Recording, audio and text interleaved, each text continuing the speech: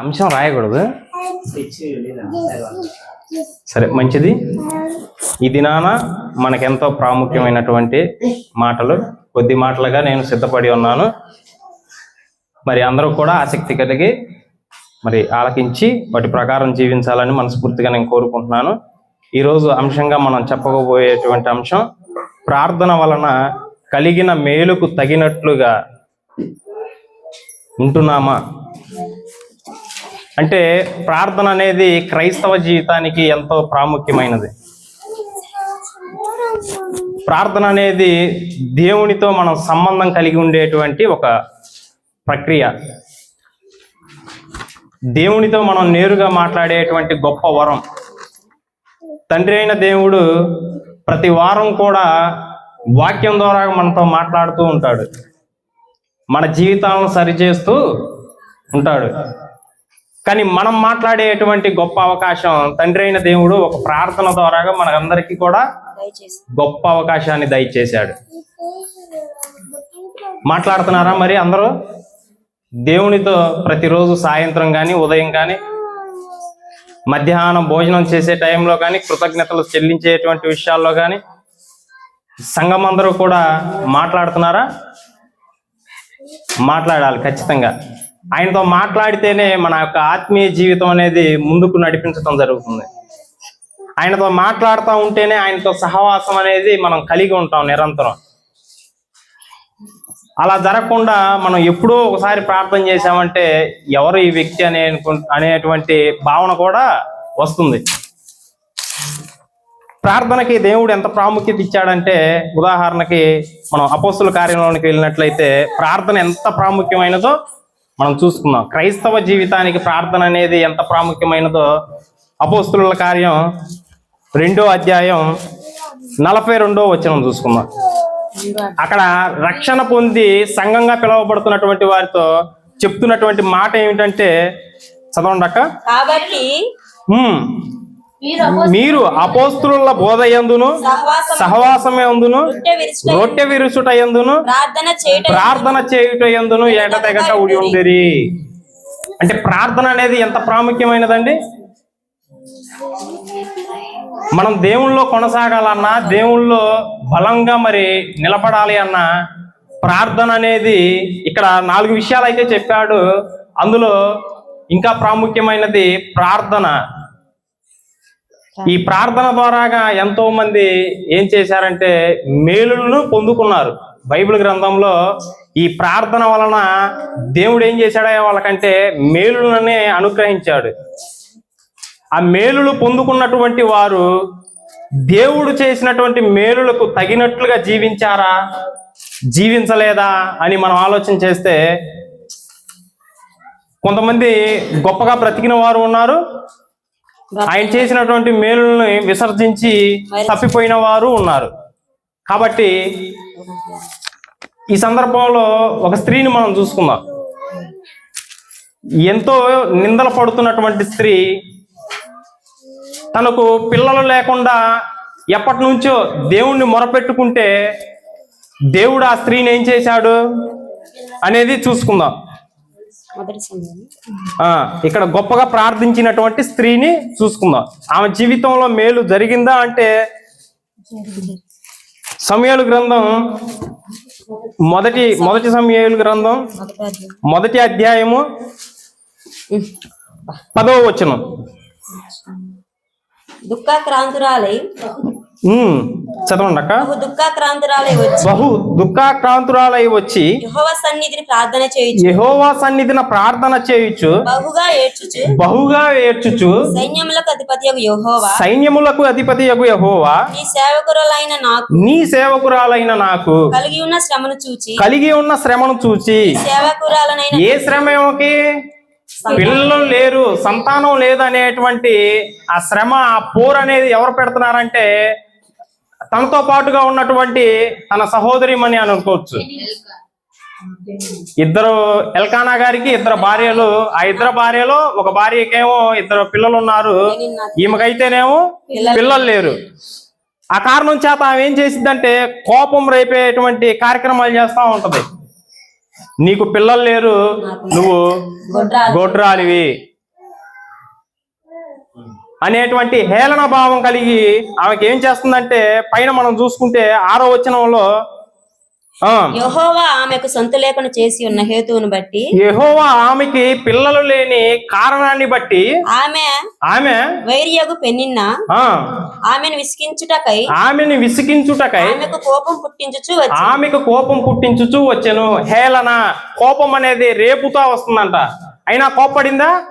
కోప్పడినట్టుగా మనం చూసుకోం. గాని ఆమె ఏం చేసిందంటే, కోపాన్ని పక్కన పెట్టేసి ఆ నిందలు ఎవరైతే చెబుతున్నారో ఆమెని మీద పగ పెట్టుకోలేదు, కానీ పోయి దేవుని సన్నిధానంలోకి వచ్చి ప్రార్థన చేసింది. అయ్యా, ఈ నింద నుండి నన్ను తొలగి దేవా, నాకు ఒక కుమారుని దయచేయి అని ఏమైంది?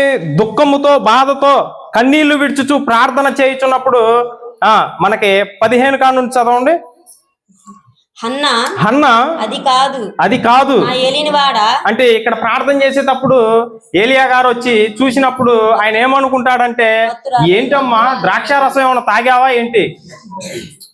ఏంటి ఇంత ఊగిపోతున్నావేంటి అని అన్నప్పుడు, అయ్యా నా ఏలినవాడా అలా అనవద్దయ్యా, నేను అలాంటి దానిని కాను, నేను మనోదుఖంతో దేవునికి నా విన్నపాలను తెలియజేసుకుంటున్నాను, నాకు ఒక కుమారుణ్ణి దయచేయని చెప్పి దేవుని సన్నిధానంలో ప్రాధాయపడుతున్నానయ్యా, నేను పనికి మాలిన దానిని కాదయ్యా. ఎక్కడ? 16వ అధ్యాయంలో నీ సేవకురాలనైన నన్ను పనికి మాలిన దానిగా ఎంచవద్దు. ద్రాక్షారసం తాగి ప్రార్థన చేసేటువంటి లక్షణాలు కాదు. నేను నా మొరను దేవునికి వినిపించుకుంటున్నాను, నాకు సంతానాన్ని దయచేయమని నేను ప్రాధాయపడుతున్నాను. ఇటువంటి ప్రార్థన, హేళన చేసిన ఇతరులని హేళన చేయకుండా, మాటకు మాట అనకుండా ప్రార్థన చేసేటువంటి స్వభావం మనలో ఉన్నదా? అన్నగారు చక్కగా ప్రార్థన చేస్తుంది, వివాదం పెట్టుకోవాలా. మనల్ని ఒక కాని మాట అంటేనే మనం వెంటనే ఏం చేస్తామంటే తిరగబడతాం. అంటే దేవునితో చెప్పుకోవాలి అనేటువంటి సంభాషణ ఉండదు మనలో, తొందరపడతాం వెంటనే. ఆమె ప్రార్థన అయినటువంటి దేవుడు ఏం చేశాడు? ఆమెకి సంతానం దయచేశాడు. ఎక్కడ? 24వ వచనం చూడండి. పాలు మానిపించిన తరువాత ఇంకను చిన్నవాడై ఉండగా అంటే దేవుని కృపను బట్టి ఆమె ప్రార్థన అంగీకరింపబడింది. ఆమెకు ఒక మేలు జరిగింది. ఆమె అప్పుడు దాకా పడుతున్నటువంటి నింద నుండి బయటపడింది. ఒక కుమారుణ్ణి దేవుడు అనుగ్రహించాడు. ఆమె ఆ బాలుని ఎత్తుకొని, ఎన్నో వచ్చినాక 24 పాలు మానిపించిన తరువాత అతడు ఇంకనూ చిన్నవాడై ఉండగా ఆమె ఆ బాలుని ఎత్తుకొని 3 కోడెలను తూమెడ పిండిని ద్రాక్షారసపు తిత్తిని తీసుకొని షెలోహులో ఉన్న మందిరమునకు వచ్చెను. వారు కోడెను వధించి పిల్లవానిని ఏలి యొద్దకు తీసుకొని వచ్చెను. ఆమె అతనితో ఇట్లా నేను నా ఏలినవాడా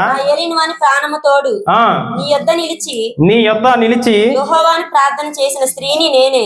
అప్పుడు నేను ప్రార్థన చేశా కదా, ఆ స్త్రీని నేనే. దేవుడు నా మొర ఆలకించి నాకు ఒక మగబిడ్డను దయచేశాడు.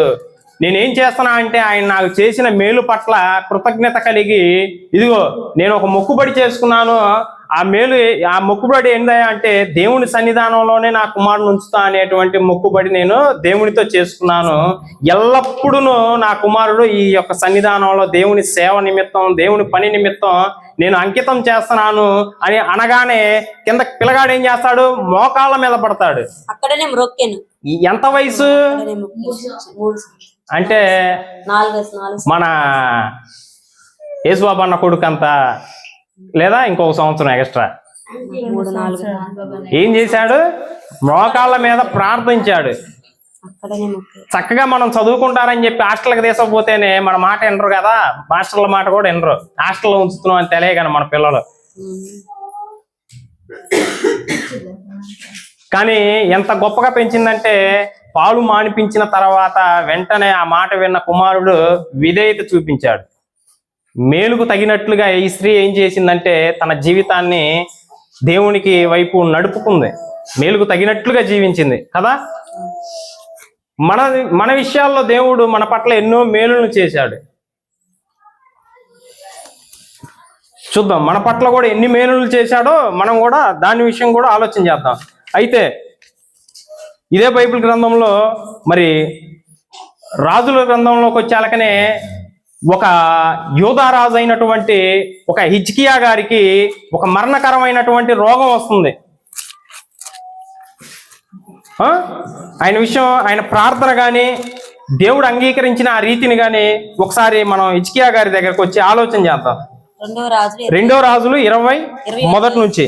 ఆ దినములలో హిజ్కియాకు మరణకరమైన రోగము కలుగగా ఆమోజు కుమారుడును ప్రవక్తనైన యెషయా అతని యొద్దకు వచ్చి నీవు మరణమగుచున్నావు, బ్రతుకవు గనుక నీవు నీ ఇల్లు చక్కబెట్టుకొనమని యెహోవా సెలవిచ్చుచున్నాడని చెప్పాను. ఏమని సెలవిచ్చాడు హిజ్కియా రాజుకి? నీవు మరణం అయిపోతున్నావు, నీవు మరణపు పాశంలోనికి వెళ్ళిపోతున్నావు, మరణపు అంచుల్లోనికి నీవు ఉన్నావు. కాబట్టి హిజ్కియా నువ్వేం చేస్తావంటే నీ ఇంటిని చక్కబెట్టుకోమని దేవుడు నన్ను హెచ్చరించడానికి పంపించాడు. నువ్వు నీ ఇంటిని చక్కబెట్టుకో, ఇంటిని చక్కబెట్టుకో అని హెచ్చరించి వెళ్ళిన తర్వాత అక్కడ హిజ్కియా ఒక మంచి ప్రార్థన చేస్తారు. హిజ్కియా ప్రార్థన 20 చదవండి అక్క. అతడు తన ముఖము గోడ తట్టు త్రిప్పుకొని యెహోవా యథార్థ హృదయుడనై సత్యముతో నీ సన్నిధిని నేనెట్లా నడుచుకుంటునో నీ దృష్టికి అనుకూలముగా సమస్తము నేనెట్లా జరిగించి తినో జ్ఞాపకం చేసుకోనమని హిజ్కియా కన్నీళ్లు విడిచి, అయ్యా నేను నీ ఎడల నేను ఎంత యథార్థంగా జీవించాను, యథార్థ హృదయం ఉన్నాయి, మంచి ప్రవక్తన కలిగి నీవు చెప్పినటువంటి పనులని తూచా తప్పకుండా నేను చేశాను కదా, దయతో నన్ను జ్ఞాపకం చేసుకోయా, ఈ మరణం నుంచి నన్ను విడిపించు. మరణం నుంచి నన్ను విడిపించాయా అన్నప్పుడు దేవుడు ఏం చేస్తాడంటే తన ఆయుష్ దినాలని 15 సంవత్సరాలు పెంచుతాడు. మరి మనం కూడా ఎప్పుడో మరణ దశల్లోనికి వెళ్ళిపోవాల్సినటువంటి మనల్ని దేవుడు ఏం చేశాడంటే కాపాడాడు. ఏ విషయాల్లో? మనకు వచ్చినటువంటి విపత్తు కరోనా ఎన్నో దేశాలని సైతం, పెద్ద పెద్ద దేశాలని ఉన్నవారిని ధనవంతులందరినీ కూడా కరోనా ఏం చేసింది? మరణానికి వైపు లాగేసింది. ఎన్నో దేశాలు, రాష్ట్రాలు, జిల్లాలు, మండలాలు అలాగనే ఇవన్నీ దాటుకుంటా కూడా మన వీధుల్లో కూడా వచ్చింది కరోనా. మరణం అనేటువంటి ఒక కరోనా ఏం చేసిందంటే అల్లకొల్లాలు చేసేసింది జనాల్ని. అప్పుడు మనం ఏమనుకున్నామంటే తండ్రి ఈ యొక్క విపత్తు నుండి మేము బ్రతికి బట్టగడిగితే చాలయా, మమ్మల్ని బ్రతికించు, మమ్మల్ని, మా కుటుంబాన్ని, మా సంఘాన్ని మమ్మల్ని విడిపించు అనేటువంటి ప్రార్థనలో మనం చేశామా?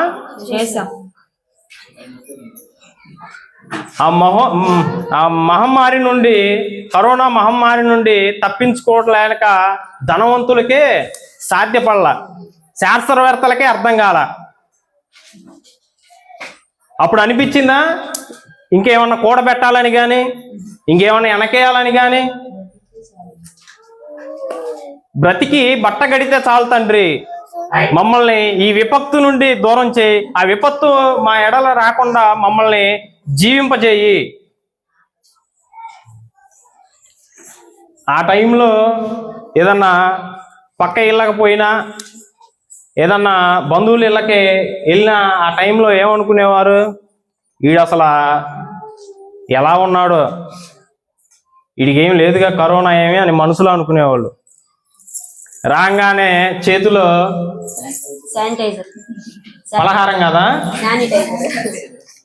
పలహారం అయితే ఇలా శానిటైజర్ వేసి శుభ్రంగా చేతులు కడుక్కొని ఇంట్లో కూర్చున్నప్పుడు అప్పుడు కూడా డౌటే, వీడు ఏ ఉద్దేశం, అసలు వీడు రావడానికి గల కారణం ఏంది? దేశం అంతా అలా కులాలు అవుతుంటే వీడు మా ఇంటికి వచ్చాడేంది ఈ టైంలో?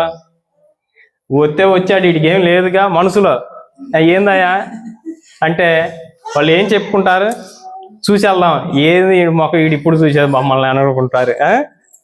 అయితే టీ ఇచ్చినా కానీ టీ తాగిన తర్వాత పొరపాటును దగ్గితే ఓ అయ్య బాబోయ్ మా పని అయిపోయింది, ఇంకా వీడికి ఉందనుకుంటా ఖచ్చితంగా, వీడేదో చేయటానికే వచ్చాడు మమ్మల్ని అనేటువంటి అటువంటి భయంకరమైనటువంటి పరిస్థితుల్లో రక్త సంబంధికులే మనల్ని దూరం పెట్టేటువంటి పరిస్థితులు. రెడ్ జోన్ ఏరియా అని పెట్టగానే వచ్చేవాళ్ళ రక్త సంబంధులు రాలా. తినటానికి తిండి ఉండేదో లేదో ప్రభుత్వాలు అప్పుడు ఏం చేసినాయంటే సహకారాలు అందించినాయి. అలాంటి విపత్తు పరిస్థితుల్లో కూడా తండ్రి మనకేం చేశాడంటే ఆయుష్ దినాలని పొడిగించాడు. ఆ మరణకరమైనటువంటి ఆ మహమ్మారి నుండి తప్పించాడు.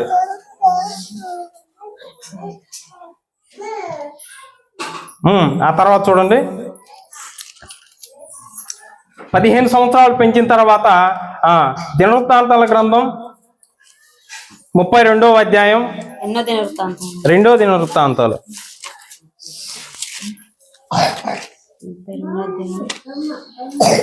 32:25 వచనం. అయితే హిజ్కియా ఇప్పుడు ఇచ్చినటువంటి సంవత్సరాలను బట్టి దేవుడు ఎందుకు ఇచ్చాడు? తన ఇంటిని చక్కబెట్టుకోవడానికి ఇచ్చాడు. మనకు కూడా మన జీవితాల్లో దేవుడు ఆ కరోనా నుంచి మనల్ని ఎందుకు విడిపించాడు? ఒకవేళ మన జీవితాలను సరి చేసుకోవడానికి మళ్ళీ మనకు అవకాశం ఇచ్చాడేమో. ఆ కరోనా మహమ్మారి నుండి తప్పించిందే కాక ఇన్ని సంవత్సరాలు కూడా ఆయన యొక్క కృపలో, ఆయన నీడలో మనం అందరం సంఘంగా వర్ధిల్లుతున్నామంటే దేవుడిచ్చినటువంటి ఆ మేలును మనం పొందుకొని దేవునికి మరి ఇష్టముగా ఉన్నామా లేమా అనేటువంటి విషయాన్ని ఈ సందర్భంలో మనం అందరం కూడా ఆలోచన చేయాలి. చదవండి అక్క. అయితే హిజ్కియా మనసును గర్వించి తనకు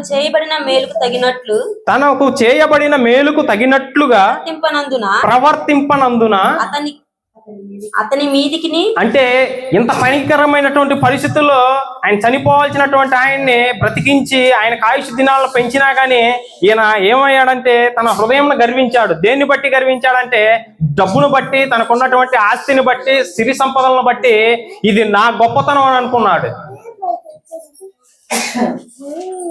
ఆయన నా గొప్పతనం ఇది, నా కాడ ఇంత ధనము, ఇంత సౌభాగ్యాలు, ఇంత సౌకర్యాలు ఉన్నాయంటే అది నా గొప్పతనం అనుకున్నాడు. కానీ ఇదంతా దేవుడు ఇచ్చాడు నాకు, మరి దేవుడి పట్ల ఆయన చేసినటువంటి మేలు పట్ల కృతజ్ఞత కలిగి బ్రతకాలి అనేటువంటి తత్వం లేదు ఆయనలో.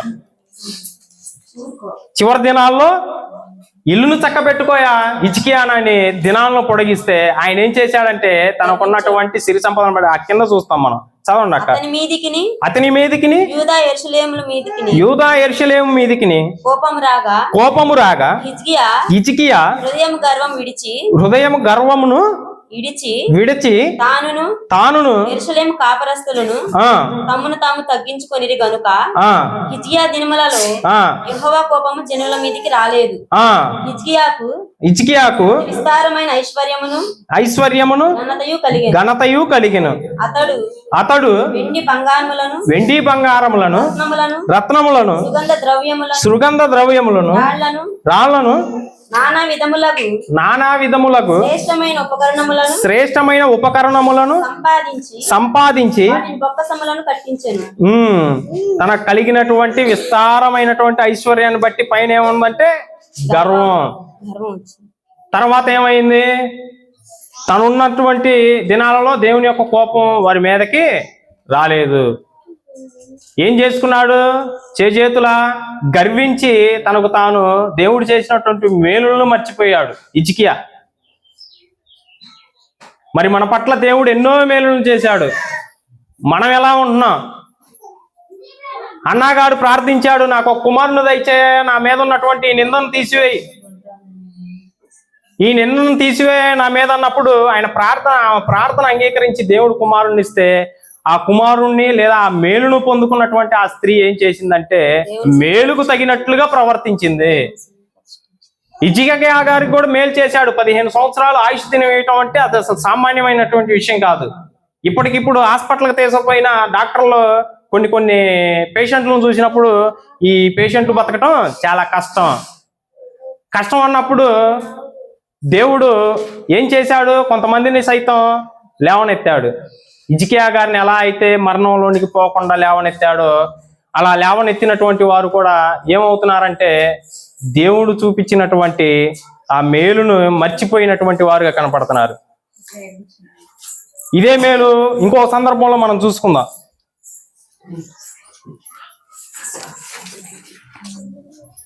మరి ఒక గొప్ప నాయకుడు చనిపోయిన తర్వాత ఆ యొక్క బాధ్యతలన్నీ తీసుకున్నటువంటి యెహోషువ గారి గురించి మనం ఆలోచన చేద్దాం. యెహోషువ గారు ప్రార్థన చేస్తాడు. ఒక సందర్భంలో ఒక గొప్ప యుద్ధం కలగబోతున్నప్పుడు దేవుడికి మొరపెడతాడు. ఏమని మొరపెడతాడు? 10వ అధ్యాయం, యెహోషువ గ్రంథం 10వ అధ్యాయము 12వ వచనం. యెహోషువ గారి ప్రార్థనను మనం ఒకసారి ఆలోచన చేద్దాం. ఆ ప్రార్థన చేసిన తర్వాత ఆయన పొందినటువంటి మేలుల పట్ల ఆయన ఎలా ఉన్నాడో ఆలోచన చేద్దాం. యెహోవా ఇశ్రాయేలీయుల ఎదుట అమోరీయులను అప్పగించిన దినమున ఇశ్రాయేలీయులు వినుచుండగా యెహోషువ యెహోవాకు ప్రార్థన చేశాను. ఇప్పుడు యుద్ధం అయితే జరగబోతుంది. ఆ యుద్ధంలో మొదటిగా చేసినటువంటి పని ఏంటయ్యా అంటే దేవునికి ప్రార్థన చేశాడు. సూర్యుడా నీవు గిబియోనులో నిలువుము. చంద్రుడా నీవు అయ్యాలోను లోయలోను నిలువుము. జనులు తమ శత్రువుల మీద పగ తీర్చుకొని వరకు సూర్యుడు నిలిచెను, చంద్రుడు ఆగెను. తన శత్రువుల మీద జయం ఇచ్చే వరకు సూర్యుడను చంద్రుడు ఆగిపోయాడంట.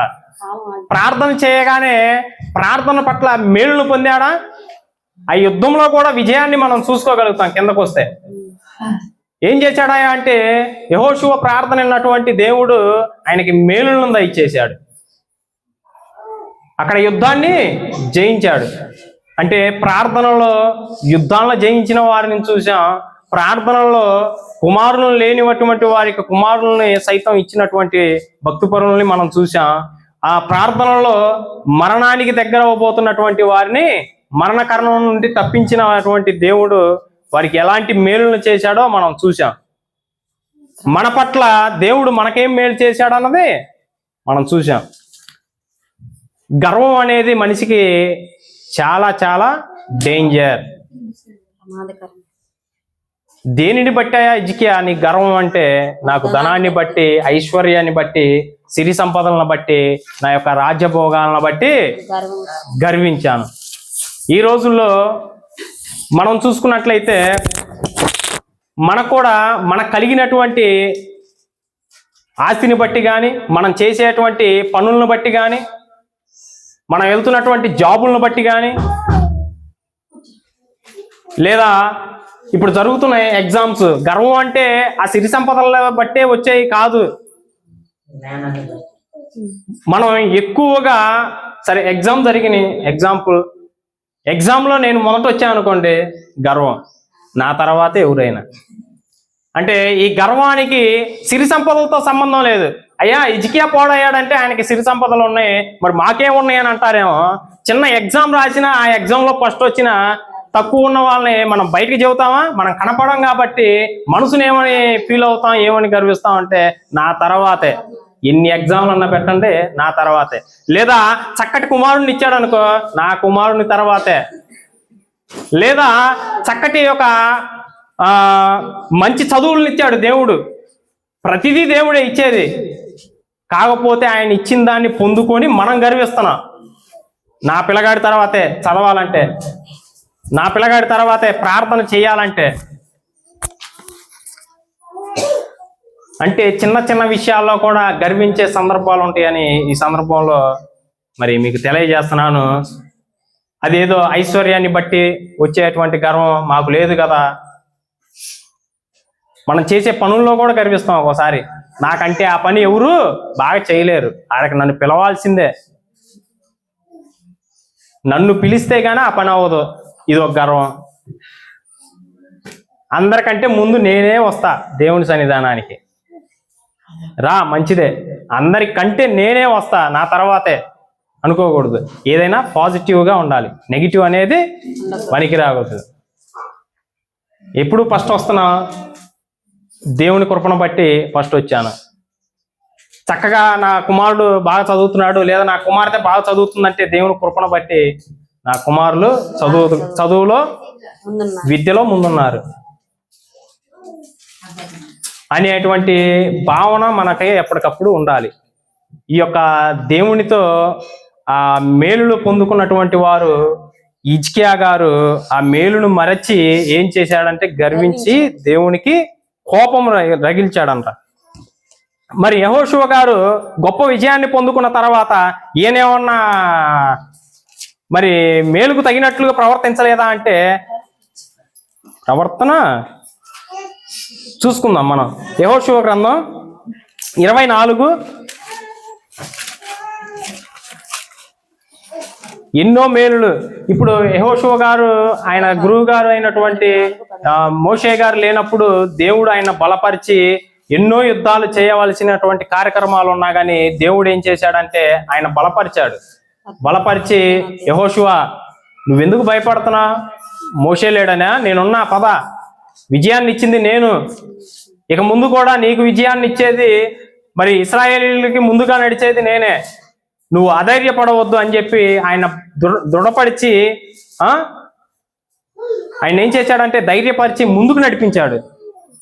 ముందుకు నడిచినటువంటి యెహోషువ గారు ఫస్ట్ అయితే డౌట్ పడ్డాడు, కానీ తర్వాత ఏ డౌట్, గురువు గారు ఉన్నట్టయితే బాగుండేది. అంటే ఎవరు, మోషే గారి దగ్గర శిష్యరికం చేసి ఆయన యొక్క గుణగణాలన్నీ కూడా యెహోషువ గారు నేర్చుకొని ఆయన చూపించినటువంటి మార్గంలో ఆ మాదిరికరమైన జీవితాన్ని ముందుకు నడిపించుకుంటా వెళ్ళే క్రమంలోనే జరిగినటువంటి యుద్ధంలో చేసినటువంటి ప్రార్థన ఇది. సూర్యచంద్రులను నిలిపినప్పుడు మీ శత్రువుల మీద పగ తీర్చుకున్నట్లు విజయాన్ని అని చెప్పి ప్రార్థన చేసినప్పుడు విజయం కలిగిద్ది. విజయం కలిగిన తర్వాత కానాను వెళ్ళిన తర్వాత సందర్భంలో మనకి 24వ అధ్యాయం 15వ వచనం, యెహోవాను సేవించుట మీ దృష్టికి కీడని తోచిన ఎడల మీరు ఎవరిని సేవించెదరో అది నా నది అర్ధరిని మీ పితరులు సేవించిన దేవతలను సేవించెదరో అమ్మోనీయుల దేశమున మీరు నివసించుతున్నారే. ఇప్పుడు ఆ మార్గం అంతా కూడా వచ్చారు, ఆ యుద్ధాలు అయిపోయినాయి, అంతా అయిపోయినాయి, ఇప్పుడు భూమి పంపకాలు కూడా దాదాపుగా అయిపోయినాయి. అప్పుడు వీళ్ళు ఏమంటున్నారంటే మేము మరలా వేరే ఒకరిని పూజించడానికి సిద్ధపాటు కలిగి ఉన్నప్పుడు మీరు ఎవరిని పూజిస్తారో పూజించండి, కానీ నన్ను నడిపించినా నన్ను బలపరిచినా మన సైన్యాన్ని తీసుకొచ్చినటువంటి ఆ దేవుణ్ణి నేనును నా ఇంటి వారును. అంటే ఈయన బ్రతకటమే కాదు కానీ ఈయన ఇంటి వారిని కూడా ఈయన చక్కదిద్దుకున్నట్టుగా మనం చూస్తున్నాం. అక్కడైతే హిజ్కియా గారిని ఇంటి వారిని చక్కబెట్టుకోయా అని చెప్పి ఆయుష్ దినాలను ఇస్తే ఆయన అయితే ఇంటి వారిని కాదు కదా, తన గర్వం వచ్చి తన పతనం అయినట్టు కనపడుతున్నాడు. ఇక్కడైతే ఈయనేమంటున్నాడు, నేనును నా ఇంటి వారును యెహోవానే సేవించదము. మీరు మీ ఇష్టం, ఇక నమ్మదగిన వాడు, మన ప్రార్థనలు ఆలకించేవాడు, మన ప్రార్థనలకి ప్రతిఫలాలను దయచేసేటువంటి వాడు మన వెన్నెనకుండగా అది మీ ఇష్టం. ఇంకా మీరు ఆయనకు ప్రార్థన చేసినా లేదా ఇతరులను ముక్కినా అది మీ ఒపీనియన్. ఒక్కోసారి అంటాం మీ ఇష్టం అన్నా, ఇంకా నేను చేయగలిగింది ఏం లేదు. నేనైతే ప్రార్థనలో ఏకీభవిస్తాం అనేటువంటి సందర్భాలు. అయితే ఇదే విషయాన్ని మనం యేసుక్రీస్తు వారిలో కూడా చూసుకున్నట్లయితే ప్రార్థన అనేది ఎంత ప్రాముఖ్యమో దేవుడు ఒకానొక సందర్భంలో యేసుక్రీస్తు వారు చేసినటువంటి ఆ పనులను కానీ అన్నీ కూడా ఆయన ఏం చేశాడంటే ప్రార్థనలు, భయం, భక్తి, యాచనలు అన్నీ అంగీకరించిన తర్వాత ఆయన్ని అంగీకరించినటువంటి మాట కూడా మనం చూసుకోగలుగుతాం. అంటే క్రైస్తవ జీవితానికి ప్రార్థనతో భయము భక్తితో పాటు ప్రార్థన అనేది ఎంత ఇంపార్టెంట్ మనం యేసుక్రీస్తు వారిలో కూడా చూసుకోగలుగుతాం. హెబ్రీ పత్రిక 5వ అధ్యాయం 7వ వచనం, శరీరధారి అయి ఉన్న దినములలో శరీరధారి అయి ఉన్న దినములలో మహారోదనతోను కన్నీళ్లతోను తన్ను మరణము నుండి కలిగిన వానికి ప్రార్థనలను యాచనలను సమర్పించెను.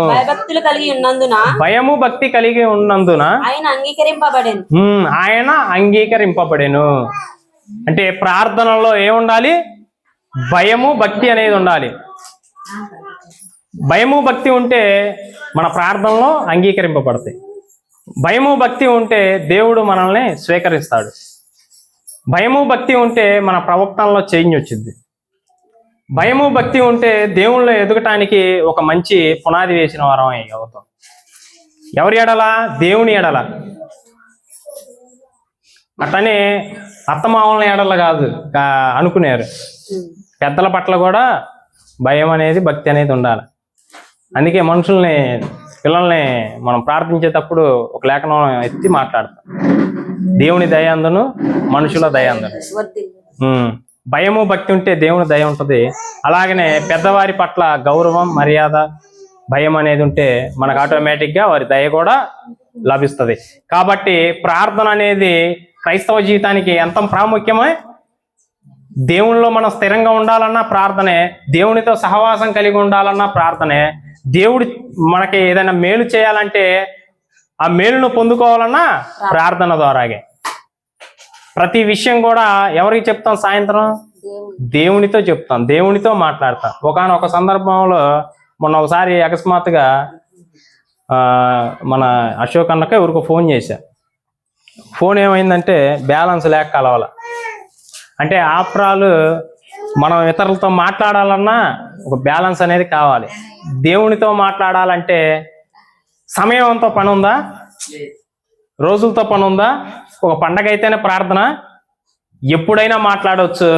ఆ ప్రార్థన అనేటువంటి తత్వం మనలో ఇప్పుడు ఆ ప్రార్థన అంగీకరింపబడాలంటే ఒక గుణం అయితే కలిగి ఉండాలి. భయము భక్తి అనేటువంటిది మన కలిగి ఉంటే తండ్రి అయినటువంటి దేవుని సన్నిధానానికి మన ప్రార్థనలో వెళ్తాయి.